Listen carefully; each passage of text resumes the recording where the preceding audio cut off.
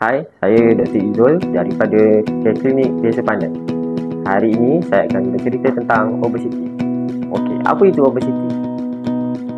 Obesiti adalah satu keadaan lebihan lemak yang berada di dalam badan kita yang menjejaskan kesihatan.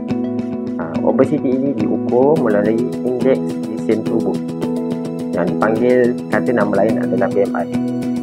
Bagi BMI yang lebih pada berat badan berlebihan adalah BMI yang lebih daripada 23 dan BMI untuk obesiti adalah lebih daripada 27.5. Menurut KKM, Malaysia merupakan negara yang memiliki statistik obesiti tertinggi di Asia Tenggara. Negara Malaysia mempunyai lebih 50% orang yang memiliki berat badan yang berlebihan dan juga obesiti.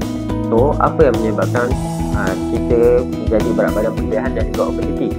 Yang pertama, penyebabnya adalah pengambilan makanan yang tinggi lemak yang berlebihan dan juga tinggi gula dan juga kalori yang berlebihan. Antara pemakanan lain yang boleh menyebabkan berat badan berlebihan dan juga obesiti adalah pengambilan makanan yang diproses, di mana makanan-makanan ini akan menyumbang ke arah berat badan yang semakin bertambah dan juga akan menyebabkan obesiti.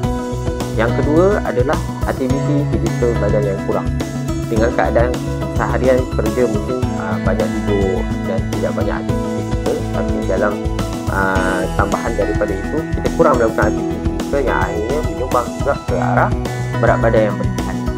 Yang ketiga adalah faktor genetik. Ada beberapa faktor genetik yang boleh menyumbang ke arah senangnya untuk badan kita berat badan naik dan juga sukar untuk menurunkan berat badan. Antara faktor genetik yang boleh menyumbang ke arah kepada berat badan berlebihan dan juga obesiti.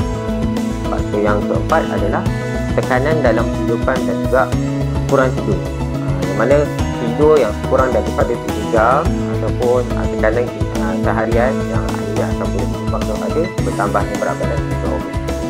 Jadi macam mana kita nak cegah obesiti ni? Pertama, kita amalkan pemakanan yang seimbang, lebihkan sayur-sayuran, lebihkan buah-buahan, tinggi protein, elakkan makanan yang tinggi lemak dan juga elakkan makanan yang tinggi dengan gula. Yang kedua, kekalkan aktiviti fizikal yang baik. Pertama-tama, bersenam sekurang-kurangnya 30 minit sehari dan juga cuba dapatkan 5 kali seminggu senaman itu.